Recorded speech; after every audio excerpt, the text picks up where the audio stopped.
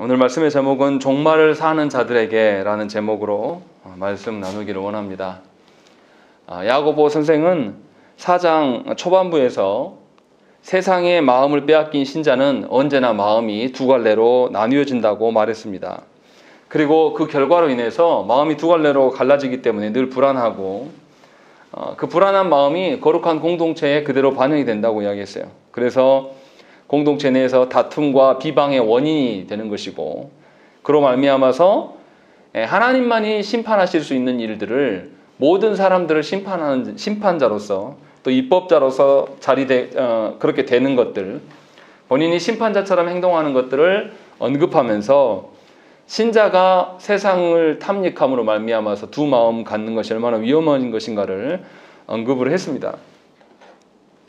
그리고 이제 세상의 마음을 빼앗고 마음이 두 갈래로 나뉘어진 신자가 교회 안에서가 아니라 세상 속에서 어떻게 존재하게 되는 것이고 또 어떤 악영향을 주는지를 여실히 보여주는 것이 오늘 본문의 말씀입니다.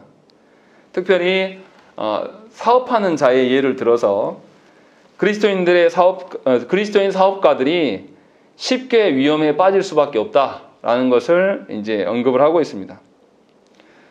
그리스도인이지만 세상 가운데서 세상의 방편으로 세상 사람들과 거래해야 되기 때문에 이렇게 세상 속에서 사업하는 자들은 수많은 불의한 유혹들을 인해서 혼란스럽고 괴로운 상황을 늘 마주하게 됩니다.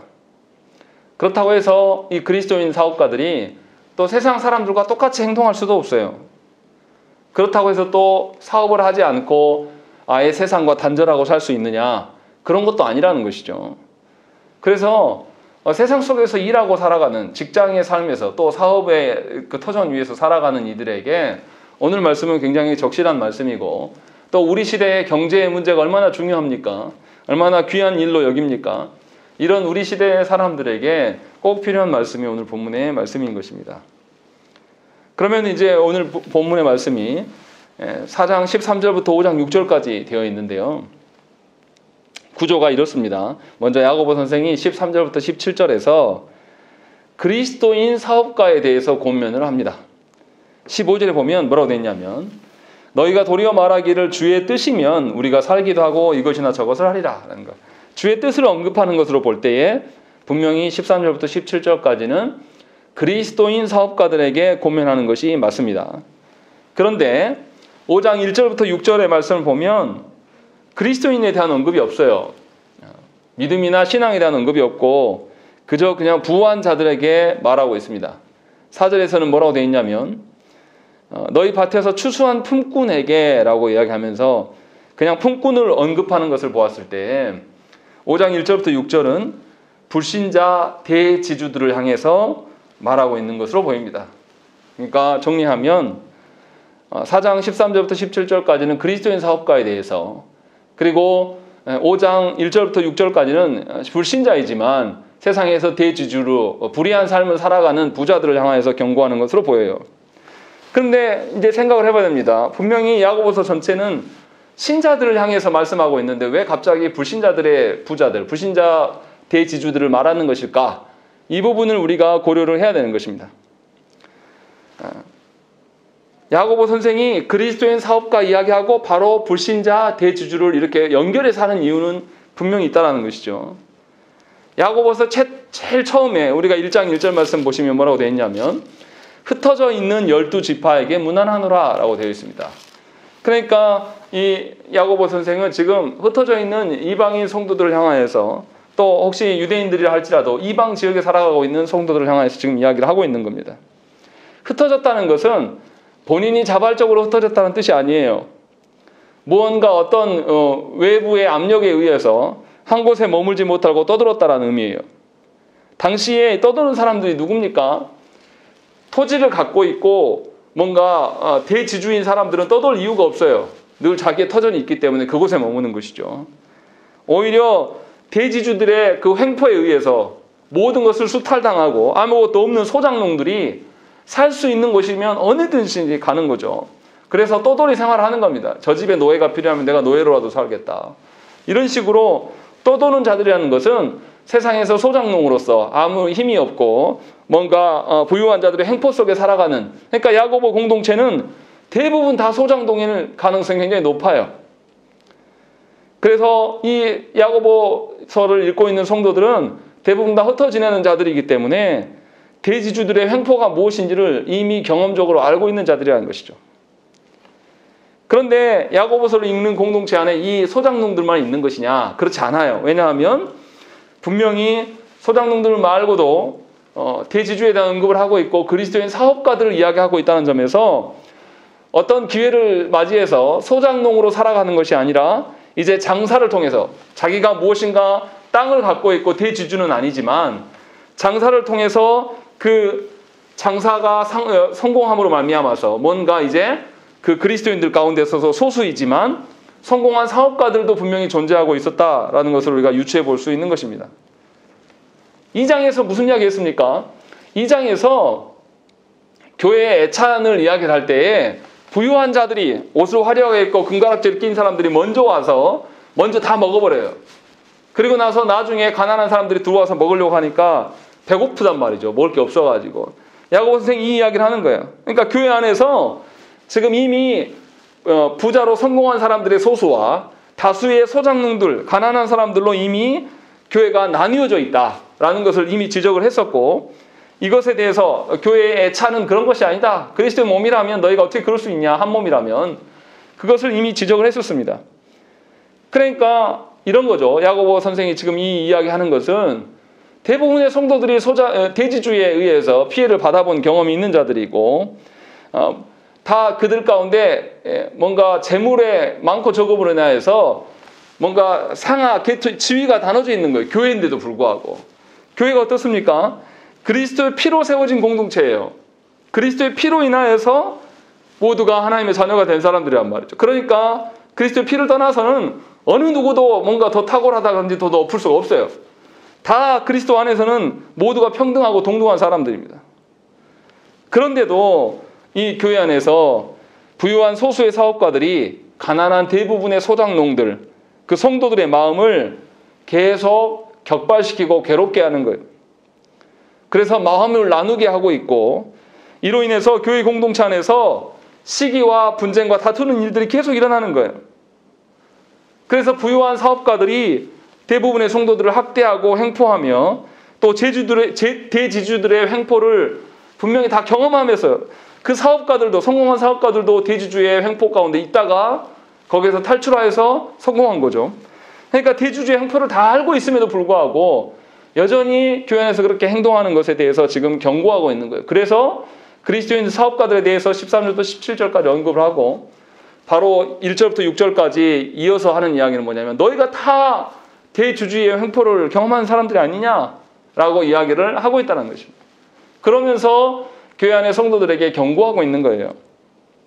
현재는 부유한 사업가가 되었지만 과거에 돼지들의 형포 속에서 극심한 위기에 몰렸었고 그들의 마음이 하나님께 붙어있지 못하고 세상을 향해 떠나게 된 것들, 또 세상의 그 화려한 것들, 세상의 어떤 부유한 것들에 마음이 빼앗기고 짓눌린 그런 경험이 있는 자들에게 마음이 두 마음으로 갈려졌을 때 그 아픔이 어떠한 것인가를 다시 회상케 하고 그것을 기억하게 함으로 말미암아서 너의 마음이 하나 될 것들을 분명하게 야고보 선생은 이야기를 하고 있는 것입니다.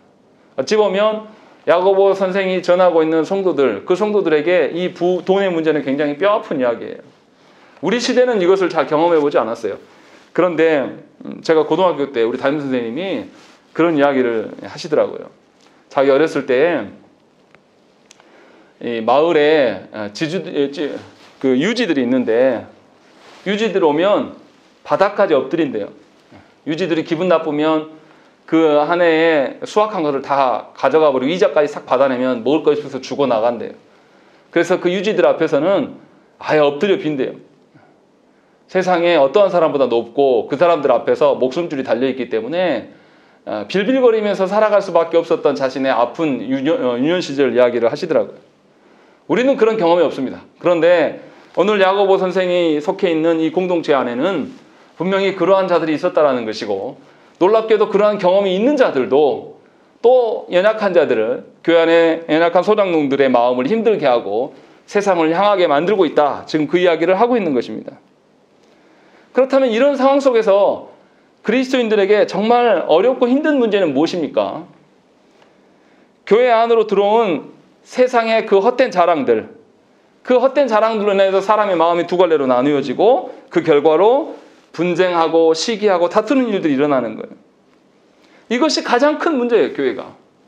분명히 그리스도의 어떠함으로 말미암아서 성도가 되었는데도 불구하고 이 모든 성도들이 불의한 세상의 어떤 경제 구조를 통해서 분명히 가난해요. 가난해서 하나님께 붙어있기보다는 부자가 되고 싶어하는 그리스도인들이 교회 공동체 안에 굉장히 많아지겠다는 것입니다. 그것 때문에 교회가 힘겨워질 수밖에 없는 거예요.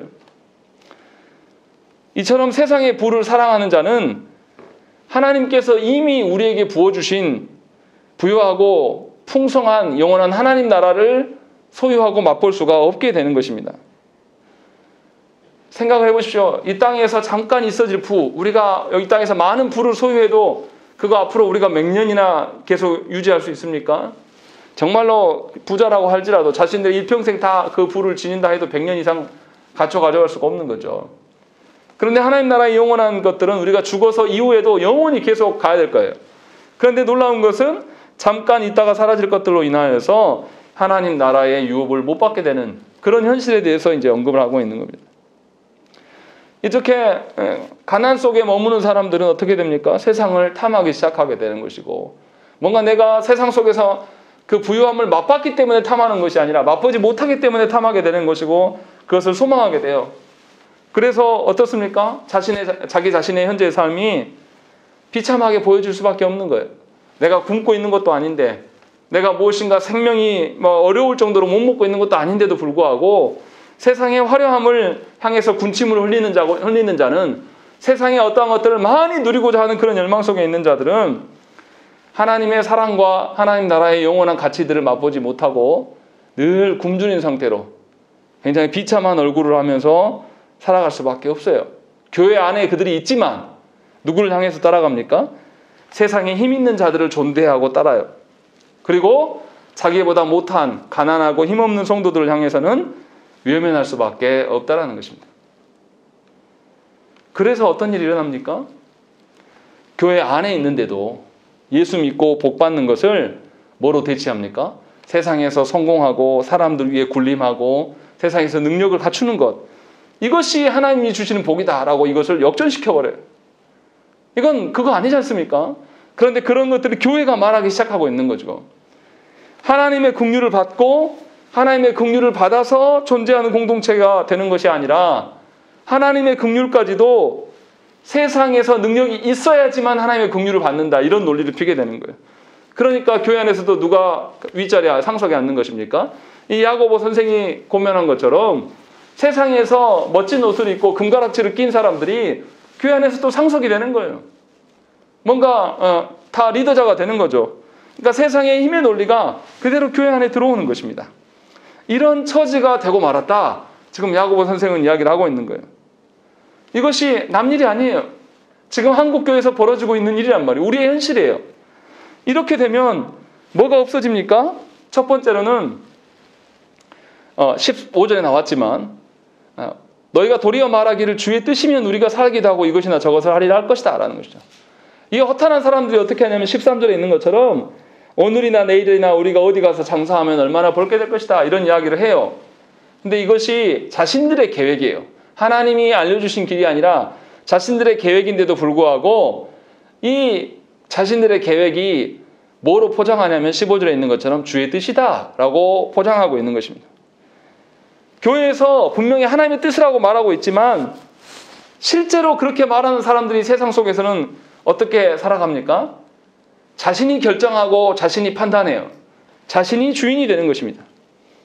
그래서 분명히 13절에 말하는 것처럼 자신의 인생에 대해서 자신이 계획하고 전망하면서 살아가는 거예요. 하나님께 묻지 않아요. 왜냐하면 하나님은 어떤 분으로 여기기 때문에, 하나님은 예배당에나 있는 분이고 자신의 사업과 돈벌이 하는 데에서는 무능하신 분으로 간주하기 때문에 하나님께 묻지 않는 것입니다. 그리고 주의 뜻을 드러내기 위하여서 사실은 장사하는 것도 아니에요. 자신이 장사를 편하게 하기 위해서 주의 뜻이라고 포장하는 거죠. 어떻게 하면 더 좋은 대우를 받을까?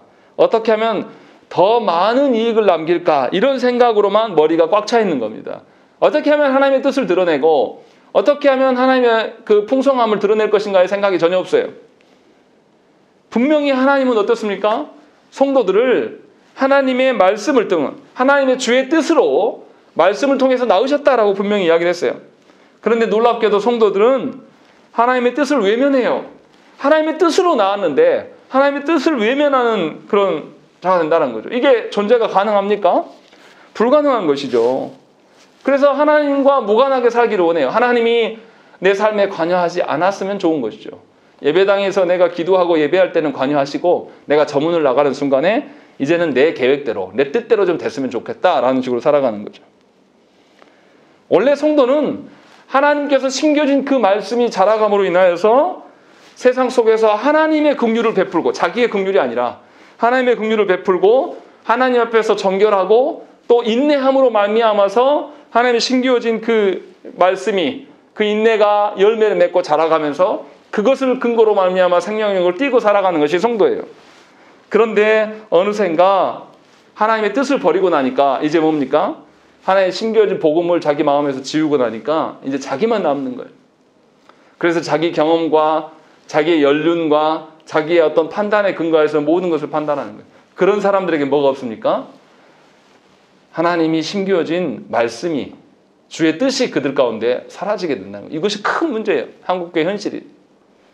그리고 두 번째는 또 뭐가 없습니까? 14절에 뭐라고 하죠? 내일 일을 너희가 알지 못하는도다. 너희 생명이 무엇이냐? 너희는 잠깐 보이다가 없어지는 안개다 라고 이야기하는 것입니다. 안개가 어떻습니까? 아침에 안개를 꼈다가도 해가 딱 쨍 비치면 바로 없어지는 것이 안개예요. 이 말을 무슨 말을 하고 있는 것입니까? 세상에서도 지속 가능한 이야기를 하는 거예요. 영원한 것을 소망해요.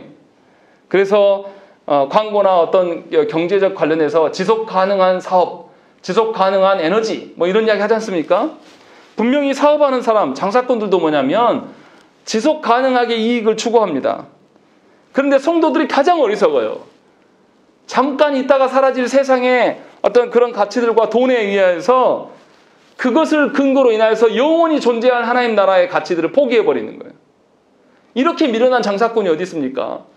영원히 내가 하나님 앞에서 살아가면 영원히 마르지 않고 영원히 궁핍하지 않고 풍요로움 속에 살 수 있다고 하나님께서 보장하셨는데 그것을 포기하고 잠깐 있어질 세상의 것들에 의해서 내 온 육신의 어떠함과 내 마음의 어떠함, 내 영혼의 어떠함 거기에 다 바치는 거죠. 그래서 정말 영원한 것들을 포기하는 그런 구조가 한국교회 안에 있다는 것입니다. 그래서 목사가 무슨 이야기합니까? 물권, 유권, 뭐 무슨 복을 주라 뭐 이런 이야기를 하는 거예요. 그게 하나님 나라와 무슨 상관이 있습니까? 또 성도들도 어떻게 해요? 자신의 사업에 잘된 것을 본인이 이미 다 결정했어요. 그리고 와서 잘되기 빌어달라고 이야기하는 거예요. 누가 주인입니까? 본인이 주인인 거예요. 하나님의 뜻이 자기 마음 가운데 없다는 것입니다. 이렇게 잠깐 없어질 것들로 인하여서 영원한 것들을 포기하는 그런 식으로 살아가는 것이 한국교회 현실이에요. 왜 이렇게 되었습니까? 뭐를 잊어버렸기 때문이죠? 끝이 있다는 것을 잊어버린 거예요. 종말을 잊어버린 거죠. 14절에 말한 것처럼 잠깐 보이다가 없어질 안개다. 종말이 있다는 거죠. 너희의 생명이라는 것은 끝이 있고 한계가 있는 것이다 라고 이야기하는 거죠. 종말을 잊어버렸기 때문에 잠깐 보이다가 없어질 안개를 붙잡고 살아가는 거예요. 5장 1절에서도 뭐라고 합니까? 들으라 부한자들아 너에게 임할 고생으로 말미암아 울고 통곡하라. 앞으로 너에게 남겨진 것, 지금은 부유하고 화려한데 너에게 고통이 임할 것이다. 종말이 임할 것이다. 지금 이야기를 하고 있는 거죠. 그 일들을 놓고 염려하고 통곡해야 되지 않겠냐라고 있는 것이죠. 그러니까 종말을 잃어버린 사람들은 일단 하나님이 없어요. 종말을 모르기 때문에. 하나님의 심판을 모르기 때문에. 하나님이 없는 사람은 누구도 없습니까? 이웃도 없는 것입니다. 하나님께서 피로, 예수 그리스도의 피로 말미암아 값주고 사신 내 옆 지체들을 몰라봐요. 그래서 자신만 편안하면 돼요. 이 사람이 얼마 있든지 말든지 상관없고 자신만 더 많은 것을 축적해 나가면 되는 겁니다. 자본주의 무서움이 그거지 않습니까? 이상하지 않습니까? 이 사회가 이미 과거보다 더 많이 진보했어요. 많이 모든 것이 발달했단 말이에요. 의학도 그렇고 뭐 농업 기술력도 그렇고 모든 것이 발달했어요. 그런데 놀라운 것은 뭡니까? 아직도 굶어 죽는 사람이 있어요. 한국이 얼마나 경제대국이라고 막 이야기합니까? 근데 놀랍게도 이 시간에도 굶어 죽는 사람이 한국 땅에 있다니까요. 이거 이상하지 않습니까? 분명히 과학과 기술과 문명이 진보해 나가고 있는데 진보하는데 빈곤이 있어요. 왜 그렇습니까? 모든 부가 특정 몇 사람에게 다 몰려 있는 거예요. 그래서 이것에 대해서 심각하게 생각을 해야 되는데 이것을 심각하게 생각하지 않는 거죠. 왜 그럽니까? 끝이 있다는 것을 기억하지 않아요. 하나님께서 종말을 앞두고 있고 종말의 심판 가운데 우리를 두실 것이다라는 생각이 없는 거죠. 그래서 현재의 나를 자랑하기 시작하는 겁니다. 이제는 아무것도 없어요. 하나님도 없고 이웃도 없고 하나님 종말에 대한 생각도 없어요. 그러니까 지금 자기 자신을 자랑하는 거죠. 자기가 세상에서 얼마나 권세 잡은 것이고 얼마나 크고 놀라운 것인가를 자랑하고 싶어 하는 거예요. 근데 그렇게 자랑하는 사람이 실제로 그 권세를 잡고 있느냐? 아니요. 아직 누리지도 못하고 잡지도 못했어요. 잡고 싶은 마음이 있는 것뿐이에요. 그래서 우리가 어떻습니까? 아무것도 없어도 우리가 이렇게 해요. 내 친구의 뭐 누구의 누구가 국회의원 누구다. 이렇게 연주를 대고 싶어요. 자기가 아닌데도. 우리 그런 말 얼마나 많이 합니까? 내가 아는 누가 어떤 누구가 뭐 몇 억을 어떻게 벌었대. 그게 나랑 무슨 상관입니까? 내가 아닌데. 근데 우리는 그런 이야기를 해요. 자기가 그것을 잡지도 못하는데도 그 이야기를 얼마나 허망하게 해야 됩니까? 왜 그럽니까? 그것이 진짜라고 보기 때문에 그래요. 자기가 정말로 가치가 있다라고 생각하는 것, 자기가 소망하는 것을 우리가 말하기 시작하는 거예요. 그리고 그것을 세상에서 뭐라고 합니까? 지혜라고 말합니다. 그래서 한국 사회에서 아주 나쁜 관습이 있지 않습니까? 힘 있는 자들에게 줄대는 것. 힘 있는 자들에게 기생해서 살아가는 것이 지혜라고 말하고 그것을 처세술이라고 이야기를 하는 것입니다. 그런데 야고보 선생은 뭐라고 합니까? 16절에 이제도 너희가 허탄한 자랑을 하니 그러한 자랑은 다 악한 것이다 라고 이야기하는 것입니다. 그거 아무 쓸데도 없다라는 것입니다. 분명히 지혜는 3장에서 뭐라고 했습니까? 위로부터 나오는 지혜다. 하나님으로부터 오는 것만이 지혜다 라고 이미 앞에서 밝혔다는 거죠. 그러니까 우리가 자랑할 것은 뭡니까? 하나님밖에 없어요. 하나님만 자랑하다 보면 나는 분명히 낮아질 수밖에 없는 것입니다. 그래서 우리가 지난 4장 10절에서도 주 앞에서 너를 낮추라. 그래야면 주께서 너희를 높이시리라 라고 말씀하신 것이죠. 세상에서 높아지는 것은 정말 잠깐이에요. 근데 그 잠깐도 못 누리는 사람이 태반이죠. 누릴 수 없는, 마치 풀이 이렇게 있는데 꽃이 피는 기간이 얼마습니까? 1년 내내 중에서 잠깐 몇 주간 피는 거예요. 그렇게 허망한 것들을 붙잡고 금세 사그라들 것들을 붙잡고 소망하면서 살아간다는 것. 그것을 자랑하고 살아간다는 것이죠. 이처럼 세속화된 마음을 가진 교회와 성도는 어떻습니까? 원래 삼위 하나님을 자랑해야 되고 삼위 하나님께서 나에게 심겨진 복음을 자랑해야 되는데 이것이 바뀌어 버립니다. 자랑은 자신이 진정으로 가치 있는 것만을 자랑하는 거예요. 그러니까 아무리 교회 안에 성도라 할지라도 그가 무슨 말을 하고 있고 뭐처럼 되고 싶다고 하는 사람, 그 말하는 내용을 가만히 들어보면 그가 자랑하는 거예요. 그가 자주 하는 말이 그가 자랑하는 거죠. 세상에서 얻은 것으로 아직 얻지 못했는데 또 앞으로 얻게 될 것을 기대함으로 세상을 자랑하는 자는 이미 세상에게 마음을 빼앗겨버린 자입니다. 그래서 뭐라고 합니까? 예수 믿으면 복 받는다. 이 말을 하는 거예요. 이 복이 무슨 복입니까? 세상에 잠깐 있고 사라질 그 없어질 복. 그것을 이야기하는 것이죠. 심지어 무슨 이야기하는 거죠? 삼위 하나님을 이용해서 세상의 복을 누릴 수 있는 것이 예수 믿고 복 받는 것이다. 이렇게 말하는 거예요. 원래 교회가 자랑해야 될 것이 무엇입니까? 삼위 하나님이 주신 복을 자랑했어야 돼요. 그런데 삼위 하나님이 주실 복들을 언젠가 다 내팽개쳐버리고 교회라고 말하면서 성도라고 말하면서 세상에 크고 화려한 것을 자랑해요. 그래서 교회와 성도들이 뭡니까? 크고 화려한 교회를 가기를 원해요. 우리 교회 목사가 무엇인가 큰 좋은 대학에 나왔고 뭔가 큰 예배당을 지었고 뭔가 큰 성과를 내기를 원하는 것이죠. 그렇지 않은 사람들은 다 주의 사자가 아닌 거예요. 연약하고 힘이 없는, 영성이 아무것도 없는 사역자로 보고 또 교회로 바라보는 겁니다. 이렇게 교회가 세상을 닮아가면서 자랑이 바뀌어져 버렸어요. 그러나 세속적 신자는 사업을 해서 부를 많이 남긴다고 할지라도 결국 그는 더 큰 것을 잃어버립니다. 종말을 잊었기 때문에 썩어 없어질 것들, 16절에 나온 것처럼 허탄한 자랑을 해요. 그리고 17절에 나온 것처럼 선을 행할 줄 알고도 행하지 아니하면 죄인이라 라는 것입니다. 하나님께서 주신 선이 있었음에도 불구하고 그 선을 다 분실해요. 모르고 분실한 거 아니에요. 다 압니다. 알면서도 그것을 안 하는 거죠. 그래서 그의 눈에는 이제 종말도 없고 이웃도 없고 하나님도 없습니다. 그러니까 이제 뭐만 자랑합니까? 남겨진 세상에 썩어 없어질 것들만 자랑하기 시작하는 것이고 그것만을 붙잡고 사는 거예요. 그래서 하나님의 뜻이 아니라 자신의 뜻에 따라서 하나님 앞에서 행동합니다. 얼마나 교만한 겁니까? 또 자신의 뜻에 따라서 어떻게 합니까? 이웃들 앞에서 행동해요. 심지어 가정도 어떻습니까? 자신의 마음에 들면 가정이고 아니면 많은 거예요. 그러니까 자녀들에게 분노를 표출할 수 있는 거죠. 하나님께서 대리 통치하라고 대리 양육하라고 우리한테 위탁해 주신 거지 여러분들의 자녀가 아닌데도 저와 여러분들은 그 자녀를 내 소유인 것처럼 이용하면서 자녀들이 결정해야 될 바를 본인들이 결정해요. 그러면서 주인 노릇하는 겁니다. 그러나 여러분들에게 자녀 또 목회자에게 주어진 성도 다 주인이 하나님이에요. 우리가 아니란 말이에요. 마치 소유한 것처럼 주인 노릇하는 것은 하나님께서 분명히 우리에게 주신 소명을 저버리는 겁니다. 그래서 자신의 뜻이 관철되지 않으면 세속화된 신자는 슬프고 괴로워요.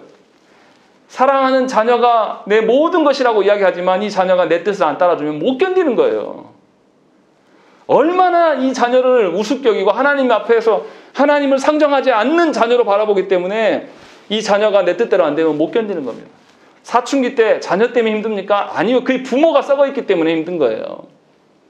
사춘기가 되고 자녀들이 이제 머리가 커지면서 부모의 판단에 따르지 않고 자기의 판단대로 해보려고 하는 습성이 당연히 성장하면 드러나는 것이죠. 그런데 그 부모들이 견디지 못하는 거예요. 지금까지는 본인이 갑질하면서 살아왔거든요. 자신의 뜻대로 자신이 주인이 되어서 이거 해라 저거 해라 하지 않으면 힘으로 강압적으로 눌러버리고 그것에게 그 자녀에게 공급해줬던 모든 공급책을 끊어버렸어요. 그래서 자녀가 억눌리면서 살아왔단 말이에요. 그런데 이제 말 안 듣거든요. 그러니까 못 견디는 거예요. 하나님 앞에서 꺾여본 적이 없는 사람들이기 때문에 그렇게 하는 거예요. 본인이 주인인 거예요. 본인이. 이게 얼마나 악한 것입니까? 하나님께서 주신 말씀으로 자녀를 양육하고 그 자녀를 하나님 나라에 가서도 내 자녀입니까? 동등한 영혼이에요. 그런데 본인이 주인 노릇하면서 세상의 가치대로 그 위에 군림하려고 하는 거예요. 효라는 이름을 만들어가지고 효도라는 것으로 인하여서 자녀들을 꼼짝 못하게 만드는 것이죠. 그래서 자기 자녀를 바보 멍청이로 누가 만듭니까? 그 부모가 만드는 거예요. 왜요? 하나님의 것들을 다 하나님의 종말의 날이 있을 것이고 다시금 하나님 앞에 섰을 때에 하나님께서 우리에게 물으실 거예요. 너에게 위탁해준 자녀 너 어떻게 키웠냐?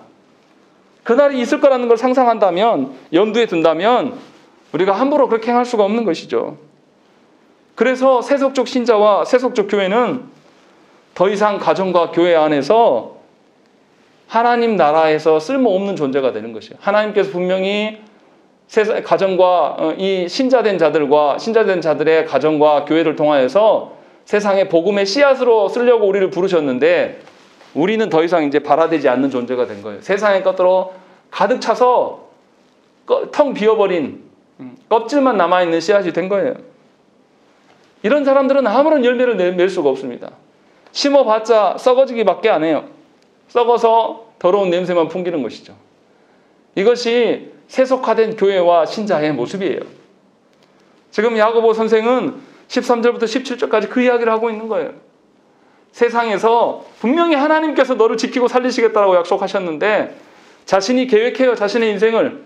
그래서 내가 어디 가서 며칠 동안 일하면 얼마를 벌 것이고 이 번 것으로 어디에 투자하고 어떻게 돈을 막고 이렇게 하면 내 인생과 가정이 이렇게 정리해 나갈 것이다 라고 다 계획을 세우지만 실상 그렇게 되지 않는 거 우리 너무 잘 알지 않습니까? 정말 거기 안에서 내 계획 중에서 작은 것 하나만 이렇게 틀어져도 온 모든 것이 무너져 내리는 거 우리 경험하지 않았습니까? 그것을 야고보 선생이 지금 이야기를 하고 있는 거예요. 왜 이렇게 돼버렸습니까? 세상을 사랑하거든요. 정말 억장이 무너지는 판결이 어제도 나왔지 않습니까? STX 그룹의 강덕수 전 회장, 그 사람이 얼마나 돈을 많이 회사 돈을 횡령한 줄 아십니까? 제가 적어왔어요. 잘 안 이어져가지고. 공금 557억 횡령했습니다. 또 2840억 개인 회사 돈을 자기가 좋아하는 사람에게 투자해버렸어요. 합법적인 절차를 벌이지 않고. 또 2조 3천억 원대 분식회계를 했습니다. 또 9천억 원대 사기 대출을 받아서 횡령했어요. 그런데 이 사람이 법원 판결을 뭐로 나온 줄 아십니까? 징역 3년, 집행유예 4년 확정을 받았어요. 감옥에 안 갑니다. 지금 제가 계산한 거 다 합치면 얼마인지 상상이 됩니까? 아니 뭐 몇십억 이야기가 아니라 조 단위니까요. 조 단위로 사기쳐 먹고 그 사람들이 그렇게 함으로 말미암아서 그 회사가 막 무너져 내리고 그 밑에 있었던 직원들이 다 쫓겨나가지고 가정이 파탄되고 이런 일들이 일어났는데도 이놈의 나라의 이 재판부는 뭐냐면 징역 3년에 집행유예 4년 때려서 그냥 풀려나요. 그런데 우리가 아는 것처럼 표창장 위조했다고, 그것도 위조 안 되는 건데 표창장 위조했다고 정경심 교수는 어땠습니까? 그냥 4년 확정돼서 지금 구속당하지 않습니까? 이게 두 사람의 범죄가 비교가 됩니까? 이것을 보면서 성도들이 무슨 생각을 하겠어요? 다 부자 되고 싶은 거예요. 조국 씨처럼 그렇게 살고 싶지 않은 거예요. 그렇게 살아도 어차피 기득권들 앞에서 눌려서 감옥 갈 거거든요. 그래서 세속적 성도는 어떻습니까? 세속적 교회와 성도는 이러한 불의한 자들의 위세를 보면서 부러워해요. 나도 저렇게 되고 싶다. 내가 목회를 해도 크고 엄청난 목회가 돼서 세상 사람들도 나를 건드리지 못하는 내가 목사가 되겠노라. 이런 식으로 살아가고 성도들은 또 크고 그 위대한 아주 거대해 보이는 교회 안에 들어가기를 원해요. 그리고 그것이 마치 그것이 된 것처럼. 야고보 선생은 이것에 대해서 전부 부정합니다. 그래서 5장 1절부터 6절에 그 이야기를 하는 거예요. 불의한 부자들의 실체가 어떠한 것인가? 이것을 쭉 말하는 거예요. 세상에 믿지 않는 부자들은 두 마음이 아닙니다. 신자들은 그나마 하나님의 마음과 세상의 마음이 두 마음으로 힘들어해요. 그런데 세상에 믿지 않는 부자들은 원래부터 하나님이 없기 때문에 그들의 마음은 하나예요. 온 마음을 다해서 세상을 섬기며 세상을 사랑합니다. 그래서 세상 속에서 불의한 일을 행하면서도 우리처럼 갈등하지 않고 흔들리지 않아요. 매우 당당하고 호기롭게 살아갑니다. 어떤 범죄를 저질러도 괜찮은 거예요. 우리 예전에 그 한화 회장 어땠습니까? 자기 아들 건드렸다고 조폭 불러가지고 두들겨 팼잖아요. 자기 아들한테 좀 밉보였다고. 그것이 기업 총수예요. 그리고 그 기업 총수가 뭔가 기업에 문제가 생길까봐 이남의 정치인들이 그런 대기업들이 문제가 생기면 세금으로, 우리가 낸 세금으로 수천억씩 막아준단 말이에요. 이것이 버젓이 진행돼요. 우리 서민들이 죽어가고 뭐 해도 지금 코로나 때문에 뭐 이렇게 사업하는 분들이 너무너무 힘들고 다 장사하는 분들이 죽어 나자빠지잖아요. 근데 절대 지원하지 않습니다. 세계 모든 나라들이 지금 어떻습니까? 일본 같은 경우에도 하루에 가게에서 뭔가 문 닫게 되면 80만 원씩 지원해 줍니다. 그게 가능해요, 우리나라도. 그런데 지불하지 않아요. 그러나 대기업에서 문제가 생기면 수천 원씩 막 꼬라박아서 그 기업을 살리는 거예요. 나라가 돈 주고 사서. 그런데 그런 총수들이 어떻게 합니까? 벌건 대낮에 조폭들과 함께 다니면서 몽둥이 들고 휘젓고 다니는 거예요. 이것이 우리나라예요. 이 사람들이 놀랍게 뭐냐면 원래 하나님의 마음이 없기 때문에 하나도 걸리는 것이 없어요. 매우 당당합니다. 그리고 보란듯이 감옥에도 안 가요. 그렇게 막 패고 다니는데 돈 주면서 1,000만 원대 한 대씩 맞자 해가지고 돈 뿌리면서 두들겨 패는 거죠. 우리가 그렇게 맞는 사람이 될 수도 있는 거죠. 왜 이렇게 세상의 부자들이 이렇게 살아갑니까? 아까도 말씀드렸지만 이들은 종말을 몰라요. 교회 안에 있는 사람들은 그나마 두 마음을 품고 있어요. 하나님의 어떠하심과 세상 가운데서 고민한다는 것이죠. 그러나 세상의 부자들은 전혀 고민하는 바가 없어요. 그러니까 세속적인 신자들이 무슨 생각을 하게 됩니까? 아, 나도 저 부자처럼 되고 싶다. 이제는 더 이상 말씀으로 내가 고달프고 싶지 않은 거예요. 하나님이 주신 마음은 이제 완전히 버려버리고 그냥 세상처럼 편하게 살고 싶은 거예요. 내가 뭐 한다고 예배 드린다고 시간 빼고 뭐 한다고 뭐 빼고 이렇게 하고 싶지 않은 거예요. 더 이상 골머리 썩지 않고 세상에 저 부자들처럼 호기롭게 살고 싶은 겁니다. 그것을 쫓아가기 시작하는 거예요. 누가요? 교회와 신자가 그러기 시작했다는 거죠. 그래서 야고보 선생은 부자들을 위한 경고를 하고 있는데 사실은 이 경고가 누구를 향한 경고입니까? 교회 안에 부자를 소망하고 부자 되기를 열망하는 자들을 향한 경고라는 것입니다. 그래서 종말을 모르는 자들은 어떻습니까? 가난한 이웃을 잊어버려요. 하나님도 모르기 때문에, 알지 못하기 때문에 굉장히 교만해요. 자기만 알면 됩니다. 그리고 더 많은 것을 이루기 위해서 누구든지 활용할 수 있는 사람들입니다. 심지어 하나님도 다 활용하면 되는 거예요, 그냥. 그래서 현재는 그 사람이 울 일이 없어요. 우리가 아는 배우 김우중 회장 망했다고 이야기하잖아요. 근데 해외에서 호화롭게 살고 있어요. 현세에서는 울 일이 없어요. 그런데 그들에게 남겨진 종말은 어떠겠습니까? 울며 통곡할 날이 곧 오게 될 것입니다. 종말이 어떻게 됩니까? 2절에 보시면 너희 재물은 썩었고 너희 옷은 젖먹었으며, 종말에 닥칠 일들을 말하고 있는 거예요. 3절에 너희 금과 은은 녹이 슬었으니 라고 되어 있습니다. 좀 이상하지 않습니까? 금이 녹슨 거 여러분 보셨습니까? 은이 녹슨 거 여러분들 보신 적 있어요? 은은 녹슨데요, 실제로. 그래서 관리를 해줘야 한다요. 저는 안 봐서 잘 모르겠지만 제가 이 말씀 준비하면서 한번 검색을 해봤어요. 금이 정말 녹슬는 것인가. 그런데 아무리 백과사전 찾아보고 뒤져봐도 금이 녹슬지 않는다라고 해요. 그런데 야고보 선생은 뭐라고 하냐면 금과 은이 녹슬었다라고 이야기해요. 종말의 때에 그렇게 될 것이다 라고 이야기하는 것입니다. 그런 이상한 일들, 왜 이상합니까? 현재에는 금과 은처럼 강력하고 좋은 게 없어요. 이게 너무나 당연한 질서예요. 그런데 종말의 날에는 뭐가 된다는 거죠? 이게 다 뒤집혀진다는 거예요. 영원히 변하지 않을 것 같은 금과 은이 종말의 날에는 어떻게 해요? 다 썩어 없어질 것이다. 지금 이것을 이렇게 표현하고 있는 거예요. 그리고 이 녹이 너희에게 증거가 되며 불같이 너희 살을 먹으리라 라고 있는 것입니다. 지금은 영원한 것처럼 보이는 저 금과 은이 결국에는 금과 은에 쓰여진 그 녹으로 말미암아 하나님 앞에 증거물이 될 것이다. 너희 그렇게 쌓아놨던 세상의 부자들이 많은 것들을 소유하면서도 죽어가는 사람들, 이 사람들의 피를 고유를 빨아서 자기 많이 쌓아놓은 이 금과 은들이 종말의 날에는 썩어 없어지고 너희들의 심판의 증거물로 삼아지게 될 것이고, 그 쌓아놓은 만큼 그것들이 너의 살을 파먹는 날이 곧 오게 될 것이다 라고 이야기하는 것입니다. 그리고 4절에 뭐라고 합니까? 보라 너희 밭에 추수한 품꾼에게 주지 아니한 삭시 소리 지르며 그 추수한 자의 우는 소리가 만군의 주에 들려노라. 추수한 품꾼이 삭스를 못 받아서 품꾼이 우는 것은 이상하지 않아요. 근데 누가 소리 지른다고 되었습니까?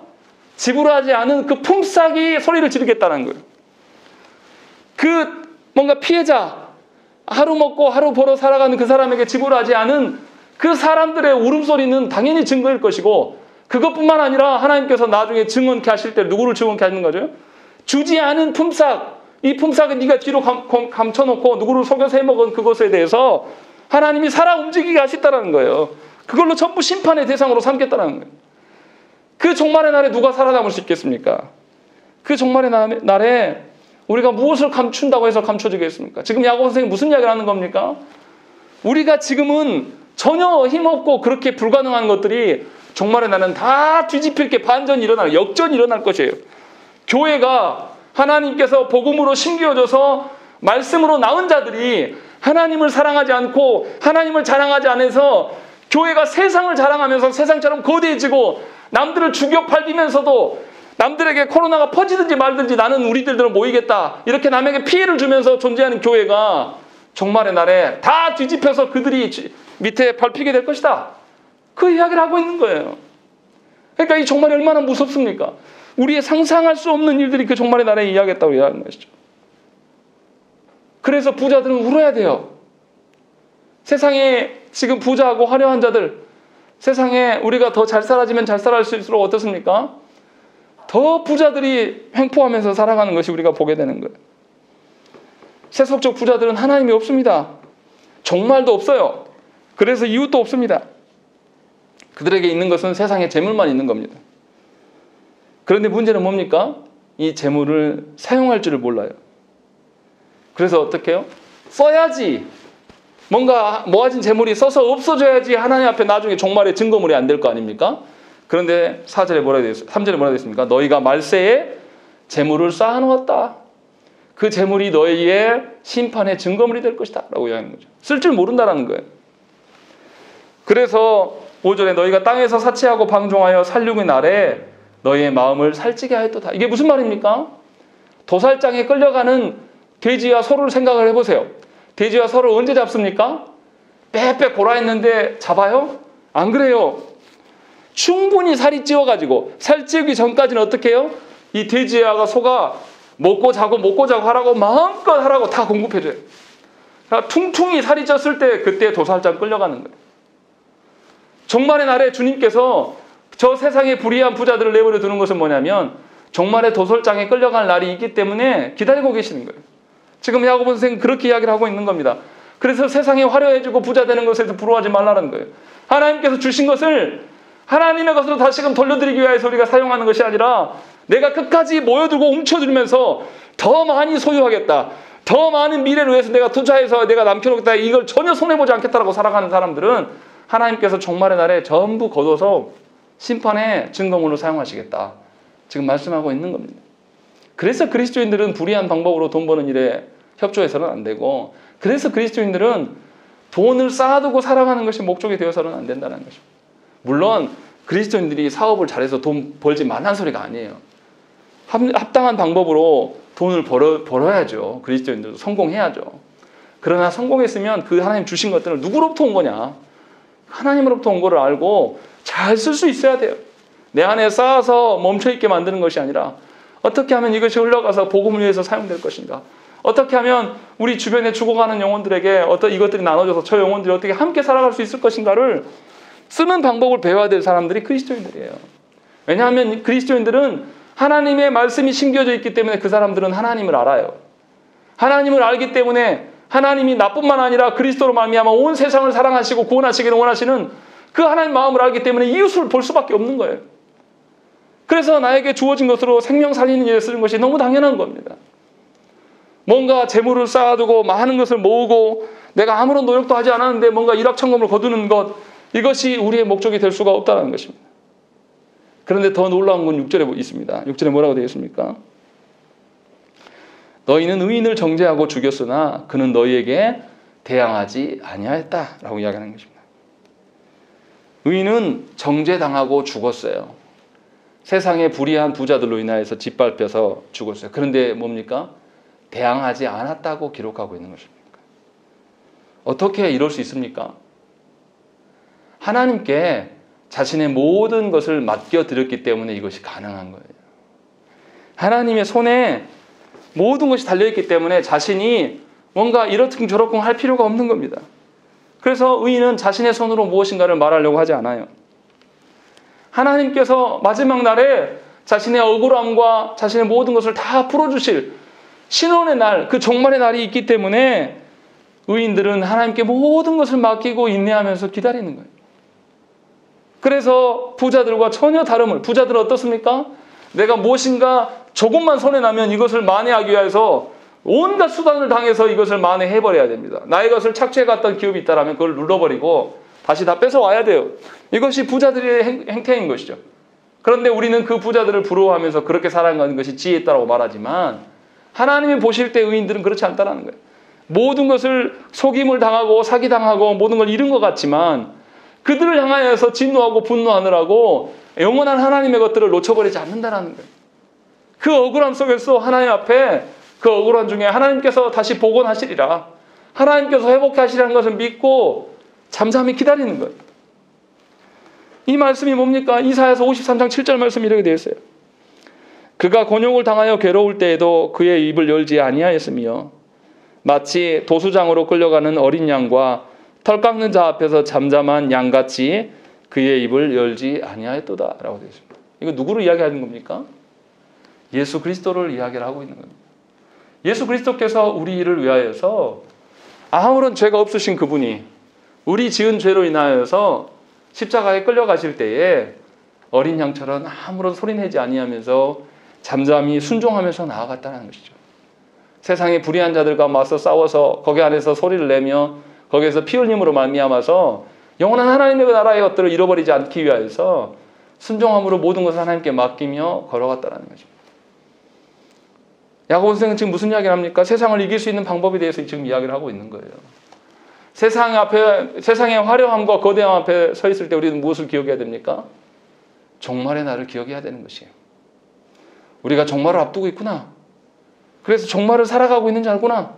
이미 예수 그리스도께서 승천하셨어요. 다시 오시겠다고 약속을 한 그 순간부터 이미 종말이 시작된 거예요. 언제인지는 모르지만 우리는 종말을 살아가고 있는 자들입니다. 그렇기 때문에 말씀을 통해서 우리는 종말의 날을 기억해야 돼요.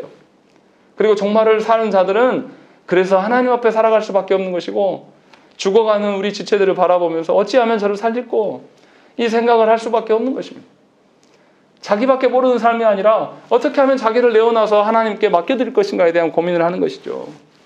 그렇게 사는 사람들은 세속적인 삶을, 세상의 부유함과 세상의 화려함에 마음이 빼앗기지 않아요. 세상의 부를 소유함보다 마음을 빼앗기지 않는 것이 훨씬 더 중요한 것이에요. 하나님께서 우리에게 신겨진 것이 온전히 하나님의 것으로 말미암아 자라게 하고 꽃피게 될 그날을 소망하면서 살아가는 것이 종말을 사는 저와 여러분들이 살아가는 삶의 목표여야 되는 것입니다. 그러할 때 하나님은 결코 우리를 죽이지 않으십니다. 그러할 때 하나님께서는 우리의 억울함과 우리의 그 피해받은 모든 것들에 대해서 기억하시고 우리를 인도하실 거라는 거죠. 그런 점에서 야고보 선생은 아주 단호하게 이야기를 하는 거예요. 자칫 잘못하면 이 대지주들한테 뜯길 대로 뜯겼던 소장농이 대부분인 성도들에게 이런 이야기를 하면, 잘못하면 그럼 우리는 가난해서 계속 죽으란 소리냐, 이렇게 말 들을 수도 있는 상황이에요. 그런데도 야고보 선생은 분명하게 6절의 말씀을 하는 거예요. 의인을 정죄하고 죽였으니 그는 너희에게 대항하지 아니하였다. 그리스도께서 그렇게 하셔서 너희를 살리신 것처럼 삼위 하나님께서 너희와 함께 하시며 너희를 지키실 것이다. 그래서 하나님께서 너희를 지키심을 믿고 구하라는 것이죠. 결코 하나님 죽이시지 않아요. 내가 생각하기에는 얼마 못 갈 것 같고, 내가 생각하기에는 존재하지 못할 것 같아요. 제가 목회하면서 늘 그 생각을 합니다. 과연 우리 교회가 존립할 수 있는 것인가? 지금 재정이 얼마고 작년에 얼마나 헌금이 들어왔고 또 어떤 거를 이렇게 논리적으로 또 숫자 계산하면 앞이 안 보여요. 그렇게 계산하고 있으면 암담한 거죠. 그런데 놀라운 것은 하나님께서 코로나 중에도 우리 교회를 지키셨어요. 생각지도 못한 자들을 통하여서 재정을 메꿔 가시고 하나님께서 이루시는 것을 계속 보게 하시는 거예요. 그래서 저와 여러분들이 세상을 이길 수 있는 것은 어디에 있습니까? 우리가 종말로 향해 가고 있다라는 것을 잊지 마시라는 것이죠. 종말의 날에 하나님께서 우리 가운데 섭외될 것을 기억하셔서 여러분 앞이 하나님 앞이 돼야 되는 것이죠. 여러분들의 가정이 하나님이 주인 되는 가정 되시기를 소망하면서 그 가정을 구하셔야 됩니다. 그래서 우리의 마음이 두 마음으로 갈리워지지 않고 온전히 하나님의 말씀으로 가득하여서 한 마음 되기를 위하여서 구하는 저와 여러분 되시기를 간절히 축원합니다. 우리 함께 기도하겠습니다.